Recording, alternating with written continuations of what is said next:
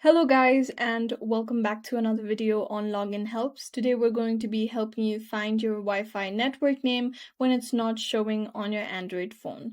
But before getting started, remember to support our channel, hit the like button, subscribe and turn on your notification bells to get notified every time we post a new video. Without further ado, let's get started.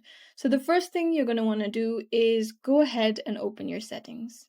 On your settings, you'll see the option of Wi-Fi. After you open your settings, go to your Wi-Fi, and on the bottom of your screen, you'll be able to see additional settings. Tap on it. Over here, you'll be able to see a section called Manage Saved Networks. Tap on it, and you're going to delete all of this. So basically, go ahead and select all, or simply select the Wi-Fi that you'd like to remove from your saved network so you can reconnect to it. Go ahead and tap on delete, tap on forget network, and then your network will be deleted from saved network. So you go ahead and you find your network and connect to it by entering the password. If it still doesn't show up, then the next thing you're going to do is you're going to go ahead, open settings again, but this time go to connection and sharing. Under your settings, you'll be able to see reset Wi-Fi, mobile networks, and Bluetooth settings. Tap on it and tap on reset settings. Enter your phone's password. After that, confirm that you want to reset your Wi-Fi or